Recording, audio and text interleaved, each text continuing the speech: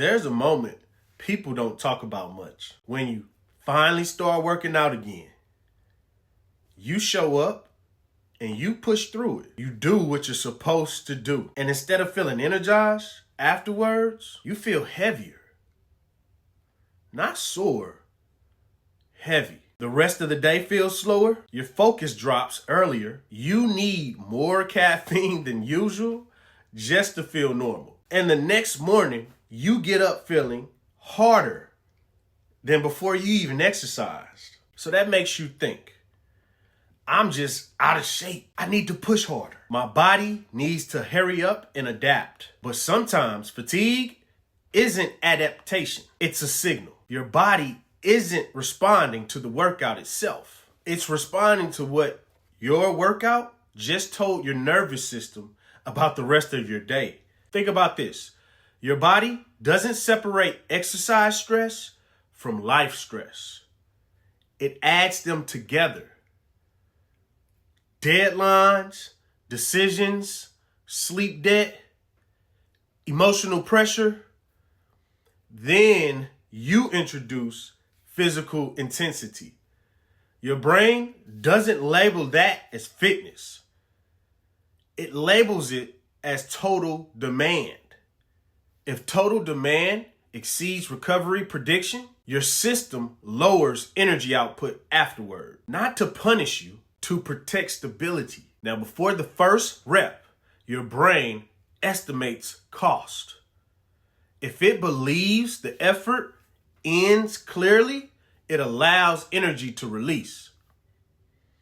If it predicts ongoing strain, it conserves. So 2 identical workouts can create opposite results. One energizing and one draining. But it's because the prediction changed, not the exercise. When you already feel tense and force intensity, your nervous system reads it as a threat because the state you entered with required caution. So after the workout, your brain reduces alertness to compensate for what it interprets as overload. You feel calm briefly, but then fatigued. Not weakness. Think of it as recovery reinforcement. You feel tired after training, so you add stimulants. Coffee, sugar, BS.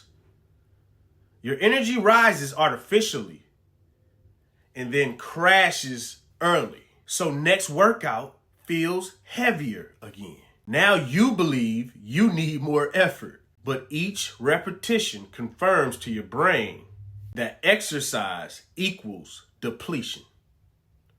Eventually, motivation drops. Not because you dislike training, but because your body predicts a high cost. So you start skipping sessions, you delay workouts, and you negotiate with yourself before even going. That's not laziness. That's prediction. Your nervous system still remembers the aftermath more than the actual intention of the workout. So it resists before you even decide. That's a losing battle every time. If every workout ends in fatigue, your brain stops associating movement with energy. So that's when activity becomes something you must recover from instead of something that supports you as it should. Over time, you actually train avoidance.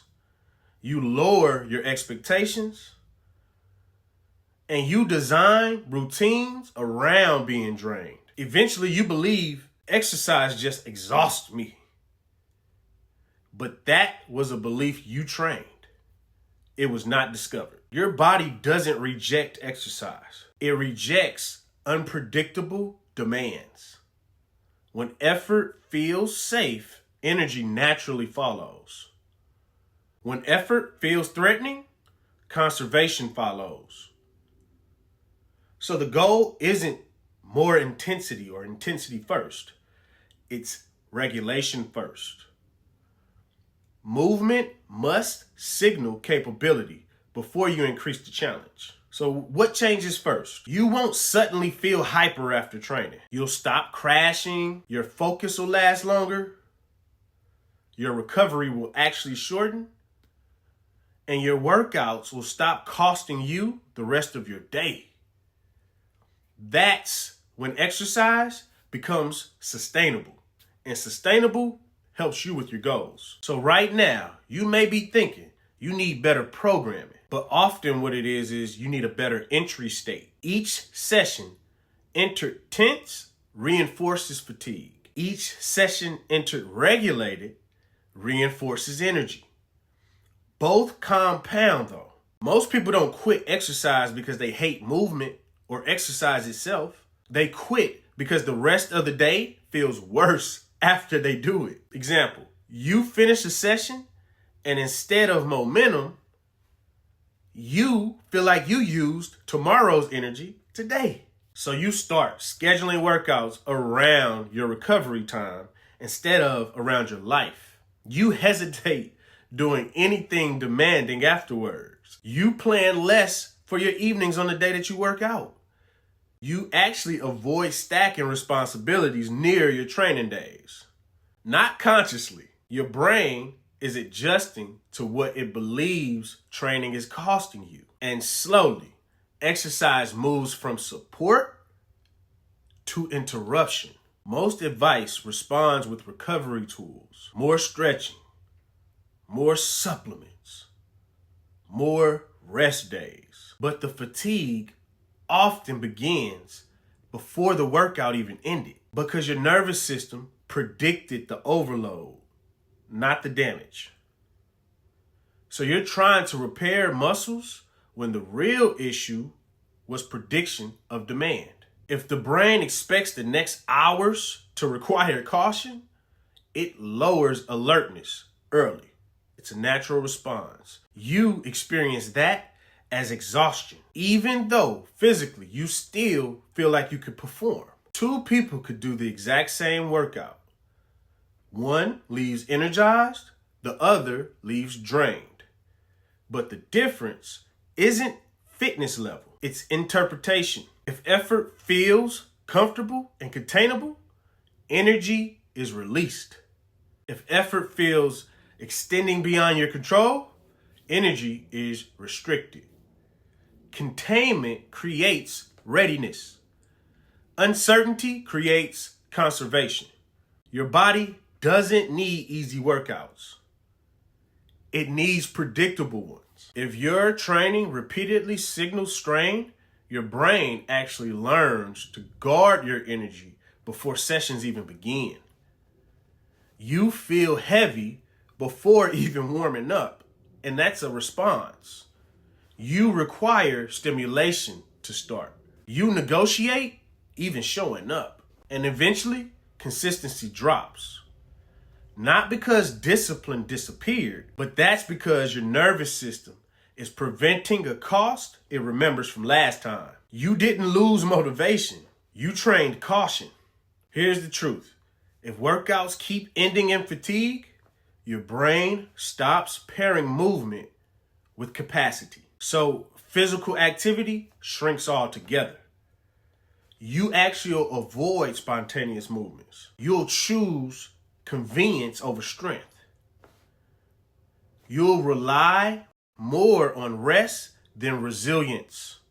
And life will become organized around conserving energy instead of expanding it.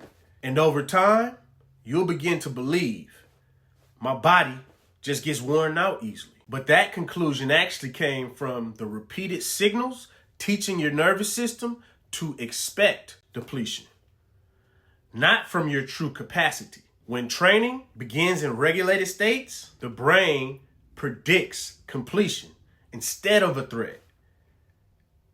Energy remains available thereafter.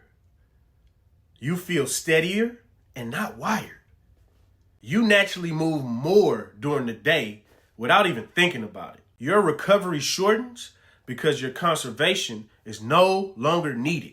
So exercise becomes supportive instead of costly. And it's not because intensity vanished, but because safety actually increased. I want you to know, you can't convince your body exercise is safe. You have to demonstrate it repeatedly.